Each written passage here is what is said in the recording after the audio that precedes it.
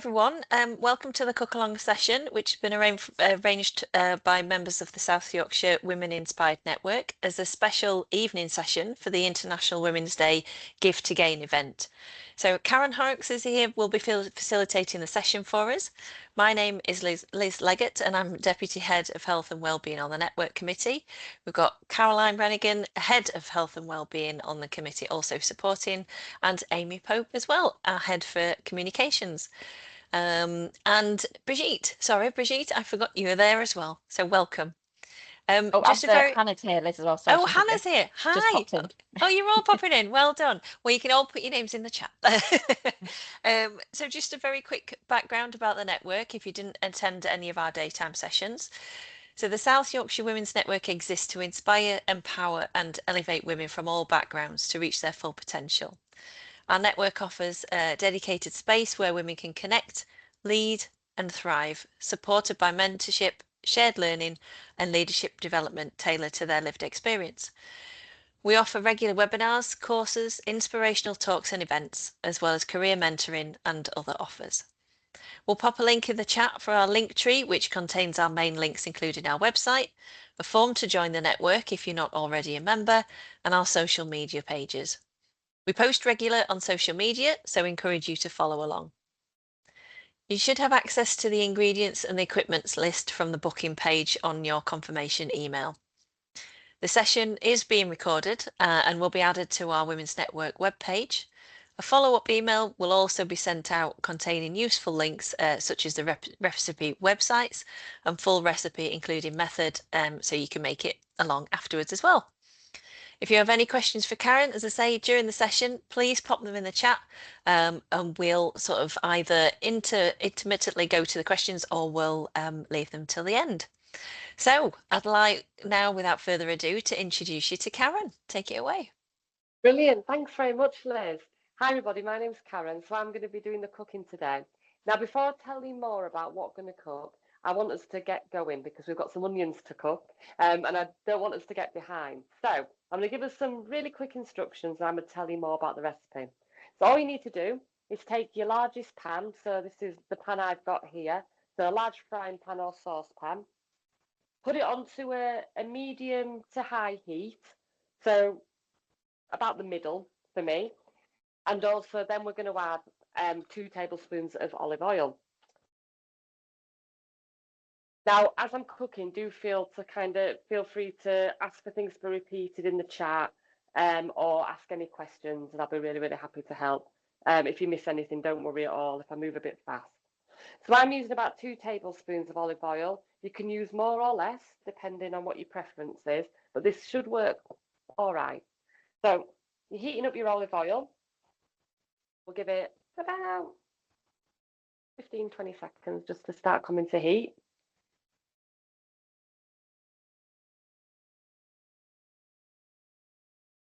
Okay, and then what we're going to add is the chopped onions and chopped celery if you're using chopped celery. That was an optional ingredient, the chopped celery. So I've got 3 chopped onions and a few stalks of celery, quite finely chopped, and they're going to go in the pan. And then as I'm talking, we can saute them off. So what we're going to do is just saute them, gently cook them, stirring all the time. So hopefully they're sizzling when they hit the pan. If they're not sizzling, you might want to turn the heat up just a little bit.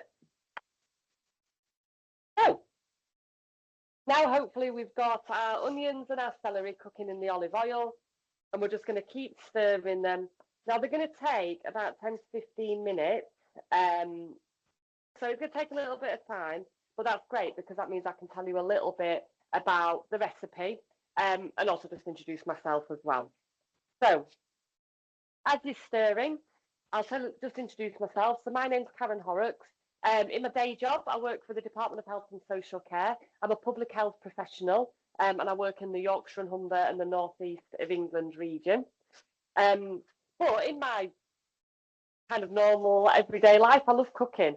So I've cooked all my life. I became a vegetarian at age 13 and my mum told me I had to start cooking for myself as soon as I did that. So she did me a real favour because now I can cook. I've got lots and lots of skills in relation to cooking. done lots of things. So I was a community food educator, working in Doncaster, teaching people about healthy eating and cookery. I also appeared on BBC's Instant Restaurant, which is a cookery competition, as well. So I've done a little bit on TV, but not very much.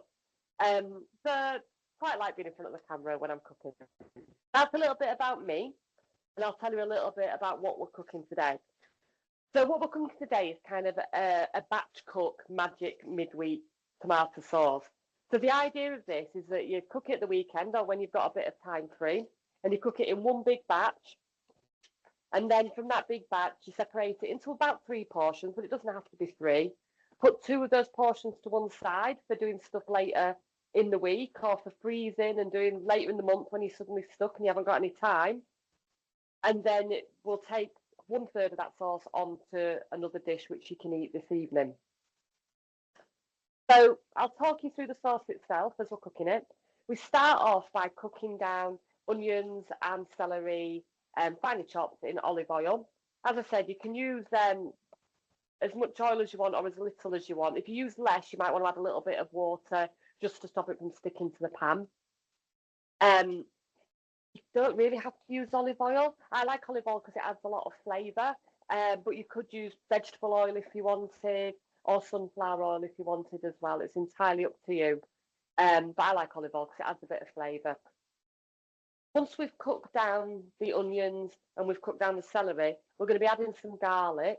So I've got 6 cloves of garlic crushed, which seems like a lot, but we're making loads of sauce here. So you do need quite a lot of garlic. And then once we've added the garlic, don't do it yet, by the way. Once we've added the garlic, we're going to add some tomatoes, tinned tomatoes, and we're going to start cooking the sauce down. So that stage, then you can let your sauce cook for as long as you want. You could leave it on a low heat for up to 45 minutes. But I generally find that it gets to where you want it to go within about 20 minutes. But what we're going to do is we're going to move on to our second recipe then. And don't worry, I'm going to guide you through all this. So once we've got this sauce on with the tomatoes cooking down, etc., we're going to start our sauce that we're going to use for dinner tonight. So we're going to get another pan. We're going to cook off some garlic. We're going to cook off some rosemary as well. I've got some chili flakes, which are optional. And then from there, we're going to add 1/3 of that tomato sauce, or aubergines, and then 1/3 of the tomato sauce. And we're going to cook that down into a really nice pasta sauce for this evening. And we've got a few garnishes to add to that, things like olives and capers, but they're entirely optional. So if you don't like them, you don't have to add them. So we're really doing 2 in 1. So you're going to end up with not only a meal for tonight, but you're going to end up with another 2 big portions of sauce that you can use later on. So I like this style of cooking because when you're busy, it's quite nice to have something that you can get out the freezer or out the fridge and just get out and have something else to eat within, 15, 20 minutes. So I'm just stirring the onions and the garlic. So the onions and the celery. They're starting to cook down a little bit, but they're still going to take a little while, which is perfectly fine. You want them fairly soft. The idea of cooking them out is that you get rid of quite a bit of water. So you can see the steam that's rising up. Well, that steam's just water that's coming out of them. And as water comes out of them, the flavour intensifies and they become softer and more palatable. So that's the reason why we do it. But the good thing about this sauce is they're also going to get a chance to cook in the tomatoes as well. So they will keep cooking as you cook the sauce down. So we'll definitely give this a few more minutes just to start getting them even softer. Like I said, if anybody has got any questions, feel free to put them in the chat and Liz can ask me. Happy to repeat anything as well.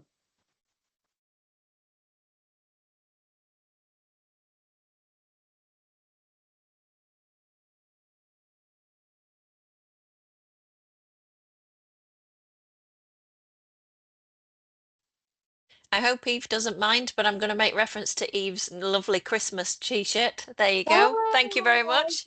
I like that. I've been painting my bedroom this morning, so I was just wearing some scruffy clothes. So it's it's the first one I could find, and I thought, oh, it's a Christmas one. Hey, no, that's fine. You keep that jolly going. That's fabulous. Yeah. Absolutely, yeah, very, very jolly. Okay, I reckon we've still got at least another 2 minutes for our onions and celery. So I'll just keep stirring those. They shouldn't be sticking to the bottom of your pan. If they are sticking, turn your heat down a little bit, or like I said, add a splash of water. But they should be starting to go a little bit soft now, so just keep stirring them. And we'll get them nice and soft.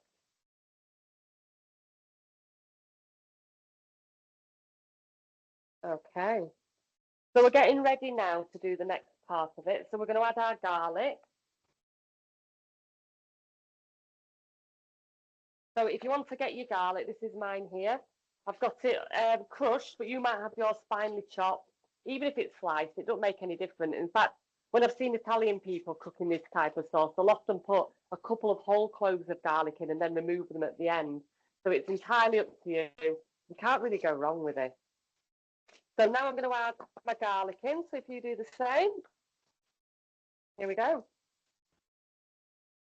Garlic doesn't take a lot of cooking. And in fact, if you cook garlic on too high a heat at this stage, you can make it dry out and go a little bit bitter.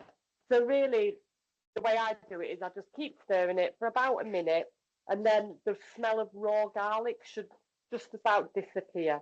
And then you know that your garlic's been incorporated into your sauce. Let's give that another 30 seconds or so. And it should be, you should be able to hear it cooking. It should be sizzling away as you're stirring stuff. If it's very quiet, you might want to turn the heat up a little bit. Okay.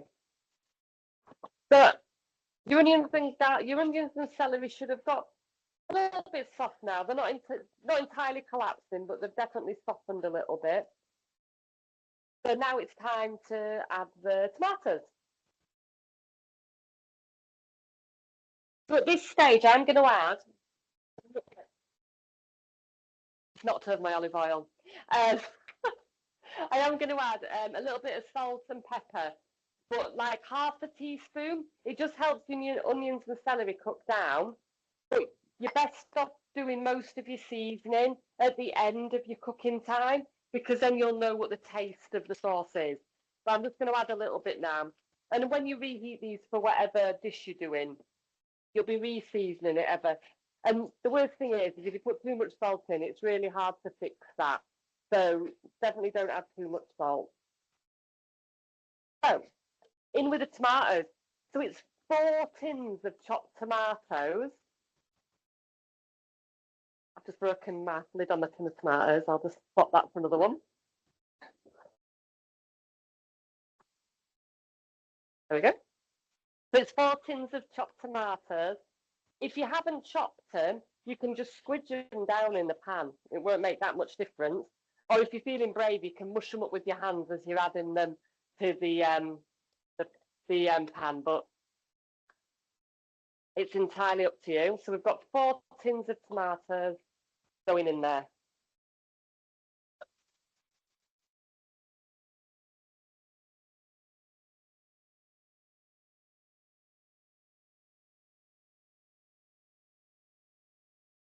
Nearly there. 2 more to go. This is a lot of tomatoes. But like I always think, you know, when you're trying to get your 5 a day in, if you're trying to have more fruit and veg, like sometimes I think people forget about the tomatoes that you put in your sauces, like your bologneses and your curries and stuff like that. You know, they're all counted. So adding lots of tomatoes into something like a sauce is a really good way of getting some fruit and veg portions in. So here we are. We've added our tomatoes to our sauce. There should be a lot of it. And it's going to be left to cook away now. So we're going to bring that up to a simmer. So you might want to turn your heat up a tiny bit just to get it so it's the air bubbles start rising, it starts bubbling. And then we're going to move on to the next sauce. Well, we're going to move on to the sauce we're having for our dinner tonight. I'm just going to have a little clear up, so bear with me for a second.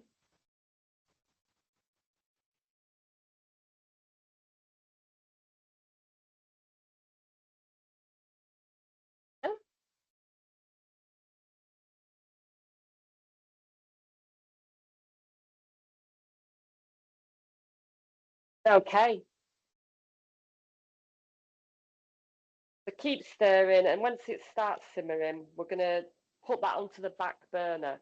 So if you can, it's a good idea to kind of put it on the hob that's furthest away from you, and then bring your other pan closer to you, just to make it easy, so you're not leaning over something hot while you're stirring. So this is going to be left to simmer uncovered for about 20 minutes minimum. So I'm going to move it onto a different burner. There we go. I'm going to turn the heat down to kind of, well, 4 out of 10 for me. And then you should see it just bubbling a little bit, but not too much. There's a real skill with this. If you have it too high, it's going to splatter all over your cooker and maybe on your clothes as well. If you have it too low, it won't cook enough.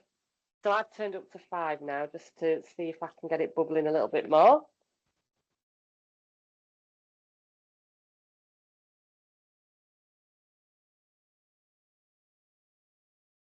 Turned up a little bit more just to see if I can get the bubbles coming up. And then that'll just be left to simmer.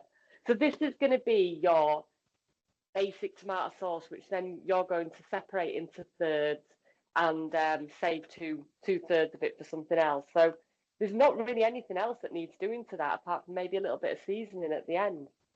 So dead easy, dead easy.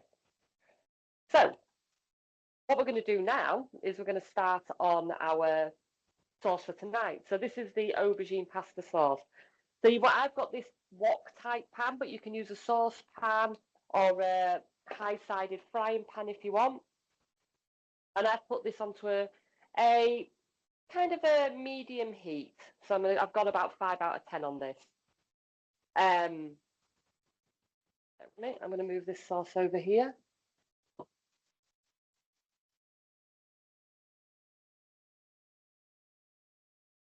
Okay. So I've started heating this pan up on a medium heat, and I'm going to add the same amount of olive oil again, so 2 tablespoons. With this, especially if you've got a non-stick pan, you could use less than 2 tablespoons if you wanted. That's entirely up to you. I put 2 tablespoons in. So you've heated up 2 tablespoons of olive oil, ready for your aubergine sauce. So to go into the oil, I've got 3 things. So the chilies are optional. So if you don't like it spicy, don't use the chilies. So I've got a couple of cloves of garlic, which I've sliced. I've got some rosemary, which I've just pulled off the stalk. I've not chopped it. It doesn't matter if you've chopped it. If you like your rosemary spread out a bit more, that's fine. And then I've got some chili flakes as well. These are the mild Turkish chili flakes. So it looks like I've got a lot, but I haven't. But you could use whatever chili flakes you wanted or none. So let's go in with the garlic, the rosemary, and the chili flakes. And we're going to just cook them off for a minute or so.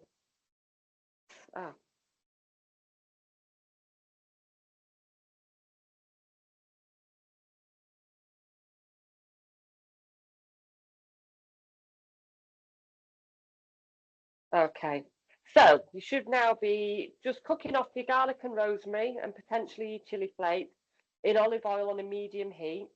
You should have your tomato sauce just cooking away here, and we're going to steal some of that for our sauce in a little while. So I'm just cooking off gently the garlic, the rosemary, and the chili flakes. It should smell really nice, so you should be able to smell that garlic starting to cook, and the rosemary as well. I love rosemary in anything, and I wish I could grow it. I'm rubbish at growing it, like everybody I know. And like you walk past gardens and people have got massive bushes of rosemary, and then I try and grow it, and it just turns into like a twig with a few sprigs on it. So I don't know what I'm doing wrong with my rosemary. Well, I must admit that's the only thing that's managed to stay alive in my garden. I do have a rosemary bush, but everything else just dies around it. So, you know. I was going to ask as well, when you cook in the rosemary, because obviously it's quite a spiky sort of quite I would say hard, but it isn't, you know, a soft like a basil leaf. Do you find when you've cooked it, it does soften down, or does it kind of keep that sharpness sometimes? Yeah, frying it off at the beginning is really important to make sure it does soften down, because you're right, like herbs can be divided into like those hard herbs like rosemary that you've really got to cook, to those like softer herbs like parsley and coriander, which you can add at the end. So yeah, your rosemary definitely needs them cooking off at the beginning, and then it'll carry on cooking in the sauce. But you're right.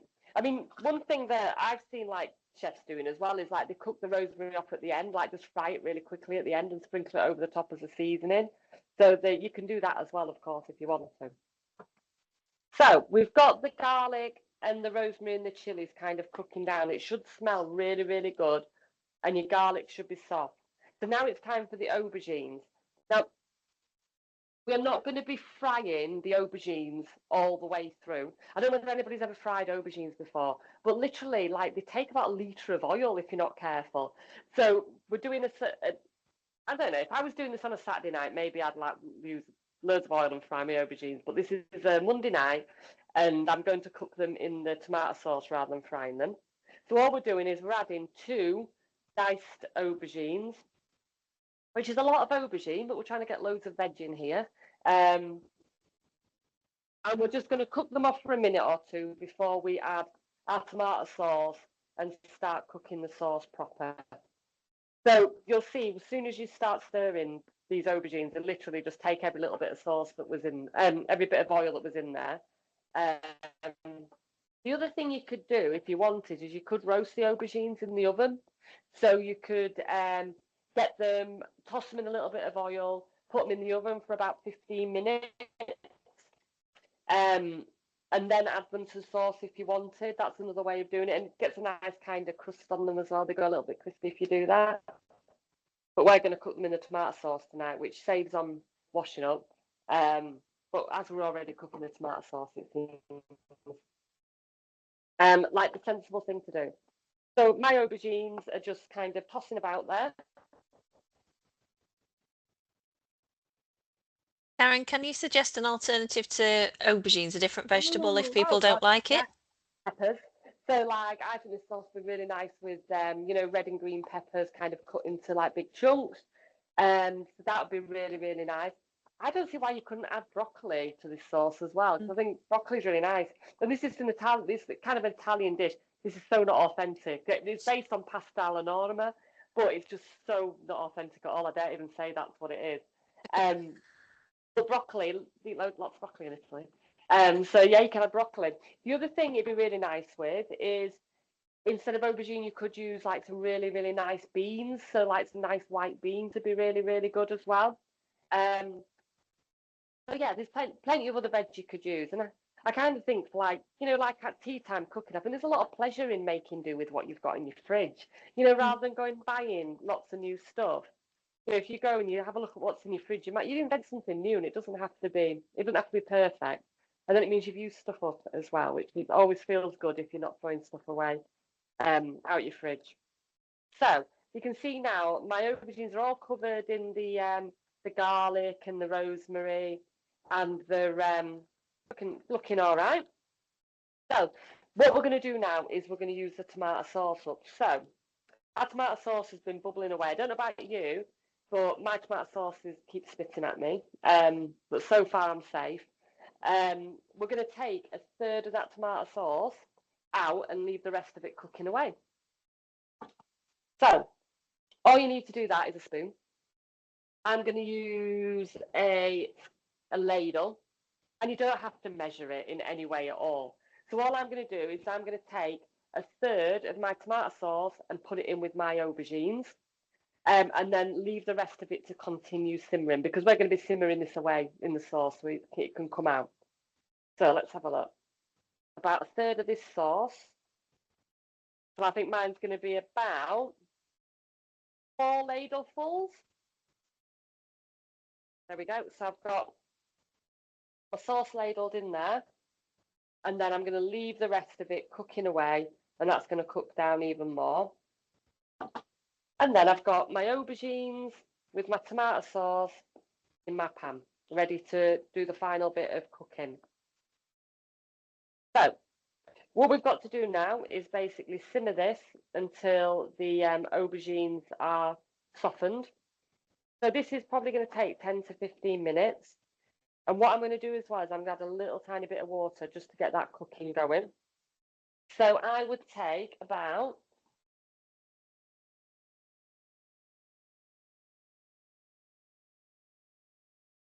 I'd take about a quarter of a tin of water at the most. So I'm just going to rinse out my tomato tin and just add about a quarter of a tin of water.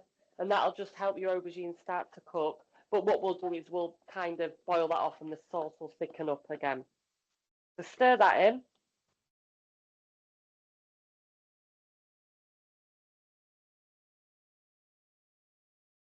Turn the heat up a little bit and get this aubergine sauce starting to really bubble. And then we'll spend about 10-15 minutes getting this cooking.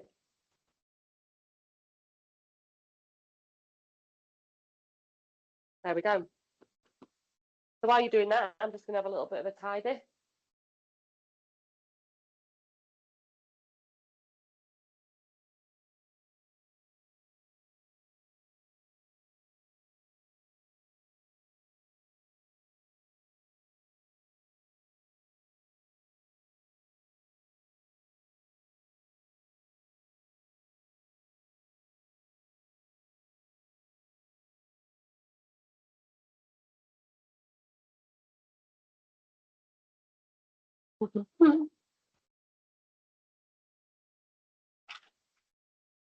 Mine's really going for it now.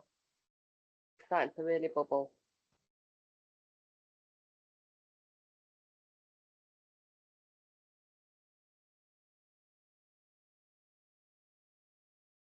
Just while you're doing that, if I can draw everyone's attention to a couple of links that I've put in the chat just to upcoming events and obviously our link tree, so you can have a look and see what else is there. And obviously you'll find the recording of Karen's cook-along session there as well. There's quite a hive of activity, Karen, I can see on a couple of cameras, so everyone's busy cooking away, which is nice. Brilliant, that's great, that's fantastic.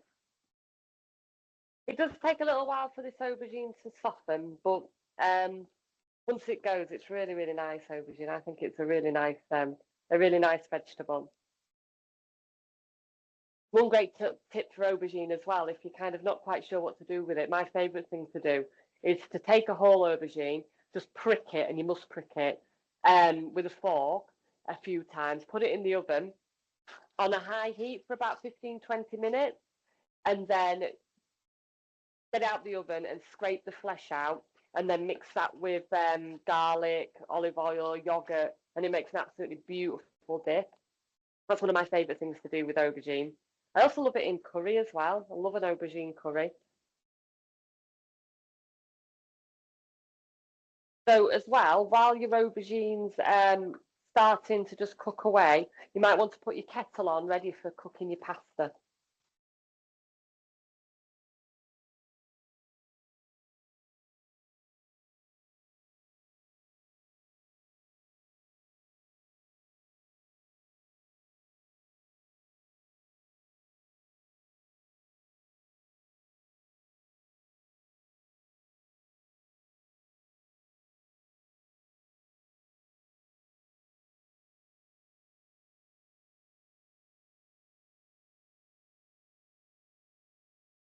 Can you think of any other kind of dips that you can create from vegetables or something from your magic sauce as well? Oh, I didn't.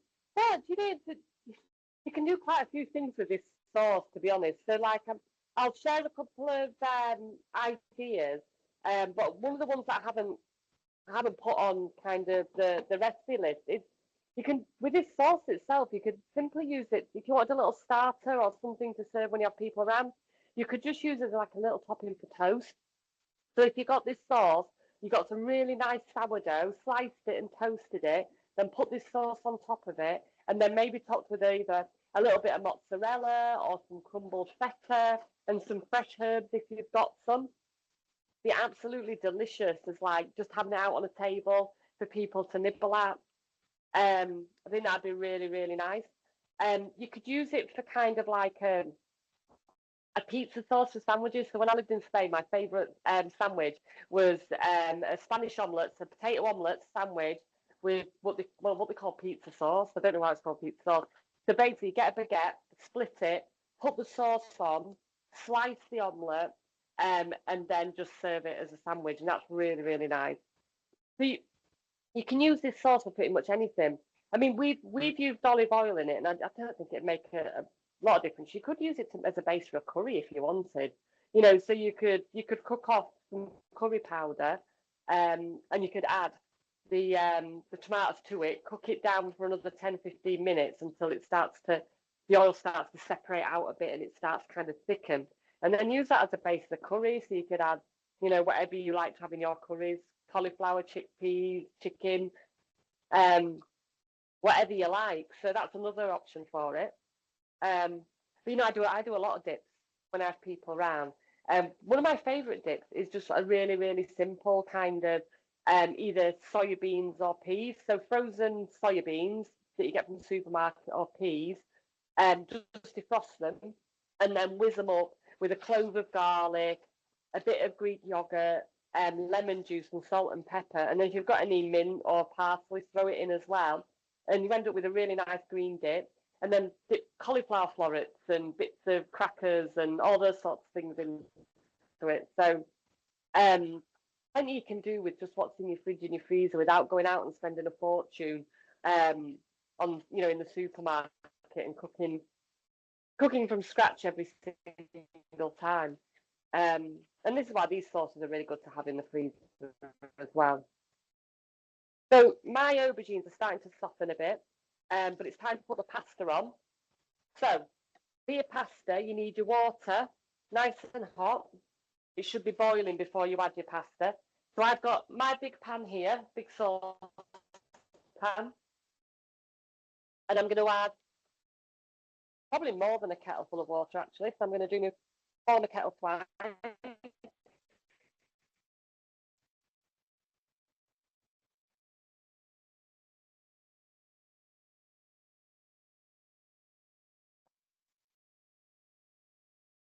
I'm just putting my kettle on again.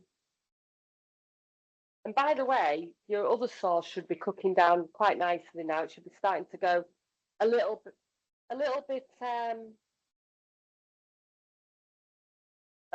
thicker now and coming together a little bit more in a coherent sauce. So if you get your water up to the boil, then you can cook your pasta. And you need to cook your pasta according to the packet instructions, because all pasta cooks very differently.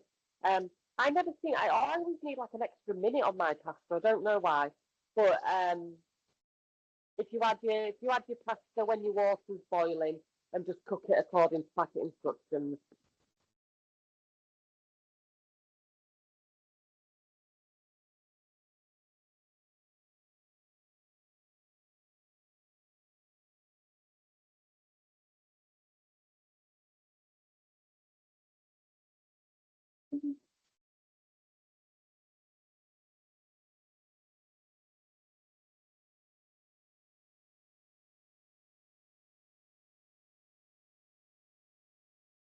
Starting to look good.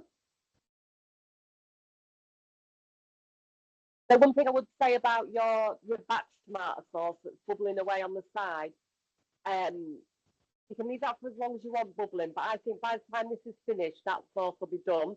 But obviously you're going to leave it to cool, and then you're going to put it either into freezer bags and label it up and put it in the freezer, or you can put it into plastic containers or anything you use as your containers and put away. Or keep in the fridge for, you know, maybe a couple of days, or you can freeze it and it can stay in the freezer for obviously weeks. I mean, you could even put it in jars if you sanitize those jars with boiling water, etc. But it's probably just easier putting it in your fridge or your freezer, really. Okay, so I'm nearly ready for my pasta.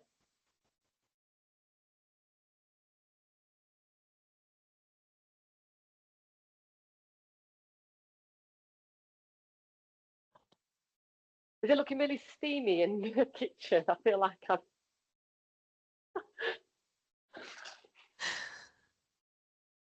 You just need a wind machine now and you're in like an 80s rock video, you'll be fine. So I've got my fan on full, but if you can't hear me, tell me. So my water's bubbling really loads, which is great. It should be really bubbling. So I'm going to add my pasta now. My pasta takes about 10 minutes. So by the time my pasta's cooked, my sauce will be definitely cooked.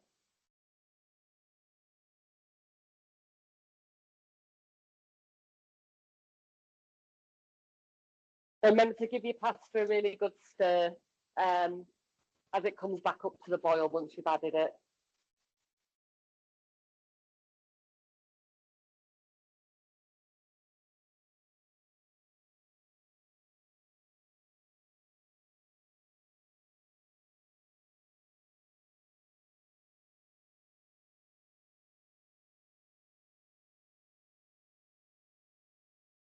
Yep, cooking away. One thing I'm going to be doing in the next couple of weeks as well is, I don't know whether anybody goes out walking, but where we are, there's wild garlic. So I can see the first few leaves are coming out of the wild garlic. So we'll be going and picking that in the next kind of couple of weeks and making wild garlic pesto, which is so easy to make, and you can freeze it as well. You basically whiz up the garlic leaves instead of using garlic and basil like you would in a normal pesto. Whiz up the garlic leaves, add grated parmesan, pine nuts, or if you're cheap like me, almonds or walnuts, and then again just freeze it in little packets. It freezes really, really well, and then you can just set it out and serve it to pasta when you're really short something to eat. But there is wild garlic all over the place. I've like noticed it where we are, but also kind of up near Stratborough and all those areas in Doncaster. There's wild garlic growing in copious amounts, so it's definitely worth looking to see if you can find it. The only tip is, like, if it's a dog walking area, try and like not go right near the path when you're picking your wild garlic. Hi, Karen, we've got a hand up from Hannah. Yep. Oh, hi, yeah, go ahead, Hannah. Hi, Karen. Sorry, I haven't got my camera on. I'm just breaking my fast at the moment, but you really piqued my interest. Where can I find wild garlic? I am all about foraging, so please do tell whereabouts in Stratborough. So Stratborough Falls. So as you walk from Stratborough Falls up to the viaduct in Stratborough, there's like a wood with a path through it. I've never seen so much wild garlic. It's a beautiful walk, and there's, well, you could just get sackfuls if you wanted. There's so much of it round there. It'll be quite short at the moment, so I reckon in 2 weeks' time it'll be it won't have flowered, but it'll be ready to pick. So definitely around Stratborough. I live in Kirk Sandal, and we've got a couple of little woods near the canal in Kirk Sandal where you can find wild garlic growing now. Not so much around us, and I'm not trying to warn you up, by the way, it's plenty for everybody. But yeah, not so much around us. But if you're near that area, there's a fair bit of wild garlic growing around kind of Kirk Sandal, on the canal side of Kirk Sandal, if you know that area. Oh, that sounds amazing. Thank you. I would definitely pick it. Definitely go and get some. There's so much of it, and it just regenerates the next year. So, what kind of areas are you looking for? Like, I've got the woods next to my house, but I don't think it grows in the woods or areas like that. Is it specific, like close to ponds or? Well, the one side, the way I've seen it, it's in lightly wooded areas. In like little clearings. So yeah, so I would have a good look in your wood, but the main thing is when you're out walking, just sniff up, because you can really smell it. So keep your nose peeled. You know what I'll be doing this weekend in Doncaster? Absolutely, yeah, absolutely. Thank you. Oh, no problem at all, and good luck with it. I love going and getting the wild garlic and then spending an afternoon making pesto. And you can wash and freeze the leaves as they are, but I think they're better off whizzed up into pesto. And you can also make wild garlic oil as well if you want to make flavoured oil with it. But yeah, no, enjoy hunting for it. Thank you. That sounds amazing. And wild garlic oil, I mean, I bet that would taste amazing, just drizzled on pasta itself. Absolutely. Can't go wrong with garlic. I'm a huge fan of garlic right here. Thank you. Oh, absolutely. But maybe I'll go and have a look this weekend, because I've got a weekend free, and go and see if it's ready to go. It's still a little bit short in our woods, but it might be bigger around Stratborough, so it'll be worth a look. So, Your pasta should be cooking away. Depending on the pasta, it might be nearly cooked or it might not do. So keep an eye on it. The best way to tell if pasta's cooked is to taste it and see if it's a density you like. I like my pasta quite well done. My husband likes his al dente, but I'm cooking, so I get it how I want it. So mine will be just slightly over. But when your pasta's cooked, just go ahead and drain it, because you'll be adding that to your aubergine sauce. Your aubergines should be getting quite soft now, so hopefully they're cooking down. If by any chance your aubergines aren't soft, look, mine are kind of getting quite mushy now. If by any chance your aubergines aren't soft, just delay the final steps of the sauce and just give it another 5 minutes, because you want them quite soft, otherwise they're not as pleasant. So my tomato sauce is pretty much cooked down. It's gone quite thick, so I'm going to turn my tomato sauce off. So not my aubergine one, my tomato. And then leave that to cool down, and then divide that into portions to freeze. So we're getting towards the end of the sauce. Hopefully you've managed to kind of keep up with it, and you're looking similar to me. But if not, just use your instincts and cook it for a bit longer, or do whatever you need to do. So I'll try my pasta and I might drain it. I need 1 more minute. So I'm going to now add the final touches to my pasta. So you might not be doing this. If you hate olives and capers, don't add olives and capers. But I'm going to add olives and capers because I love them. So I'm going to add about 10 olives, which have been sliced, and about 10 capers. That doesn't seem like enough for the sauce. I wish I'd added about 20. I might add some more in a bit. And then you just got to season with salt and pepper. And the best way to do this is try it.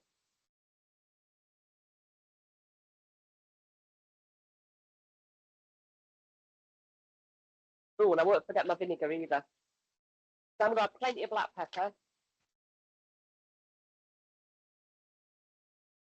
About half a teaspoon of salt. Remember, olives and capers are salty.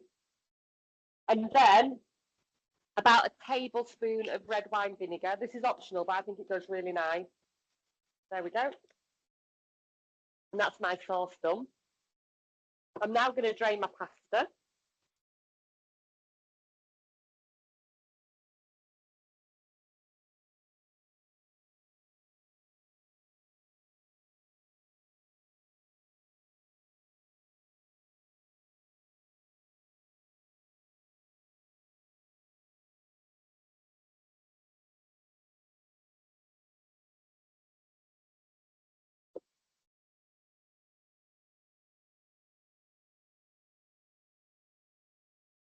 So my pasta's drained. I am going to add about half my sauce to my pasta because I've made pasta for 2 and I've made sauce for 4. So all you need to do is add your sauce to your pasta and give it a really good stir through. And don't worry, if you feel like you're not quite there yet, or you feel like you're running out of time, don't worry, because things take different times to cook.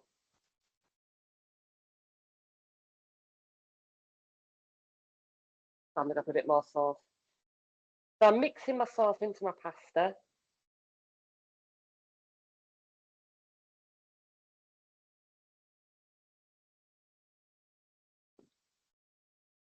So making sure I've got a really good coating of sauce on my pasta. A bit more. There we go. So you should have a nice pan full of pasta with sauce mixed into it. You've got your basic tomato sauce to put away when it's cold. I've got a bit of spare sauce because I've only done pasta for 2. And I'm just going to serve it up.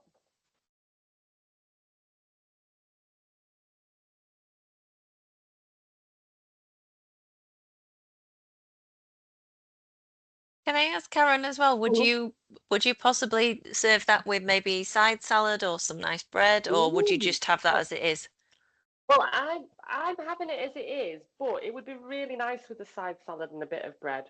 And it doesn't hurt to add a few extra portions of veg in as well with a nice crunchy salad. And bread would be lovely. You know, like a nice brown baguette or some ciabatta or something like that. So I'm going to finish off with a bit of grated veggie parmesan for me.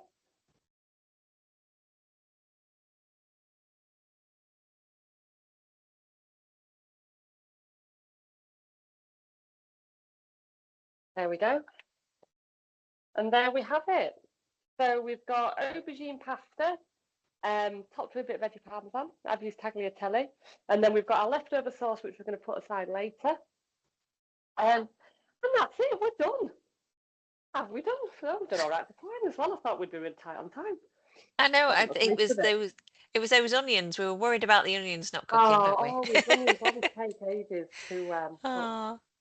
Well, no worries. I hope everyone has managed to either keep up or you're relatively in time with us. But as Karen said, you know, don't worry. If you need some more time to keep cooking away, then please do. But I'd like to thank you, Karen, really for facilitating such a fun cook along session. Thank you. And basically for answering my questions. Oh, you're very welcome. You're very welcome. Really This is enjoyable. it. I hope you've enjoyed it. And then obviously now we understand that Hannah likes to go foraging, so that's a new thing we've learnt from about Hannah. That's good.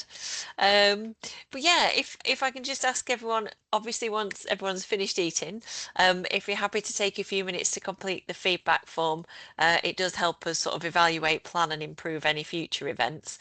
It also allows you to kind of add your email address if you want to sign up for the Women's Network if you're not already a member. We do have plans to send a follow-up email to you all, obviously with useful links such as other recipe websites that Karen has kindly shared with us as well. All the links that you do need are actually in the chat. As we said, this has been recorded, so obviously if you want to go back and re-watch and have a look again, then obviously you can do too. But yeah, I think Caroline's just typing a message in the chat. Bear with me 1 second. There we go. Yeah, just about the session at 7:30 exercise. If anyone wants to join, if you're not too full from the from the food, but we will be recording it as well if you do want to join in another time. It's quite a fast-paced one. It's high impact circuit style, so yeah, you might want to do it on full stomach. Yeah, maybe just give that a minute. Thank you, Caroline. Sorry, and then Hannah, do you want to come in there? Yes, just a quick one. I loved Karen's advice about different kinds of dips and everything, and I would love to partake in a session. I mean, if you're hosting any sessions, please do let me know. Any dip ideas is a good one. My family goes down a tree. We all love dips, so please do let me know when the next one is. Thank you so much for your session. It was absolutely brilliant. Thank you. Thank you very much. Lovely. Thank you. So thank you very much. Yeah, so we'll let you enjoy your food now. Thank you. Thank you very much, everybody. Thank you. Thank you, Karen. Thank you. No problem.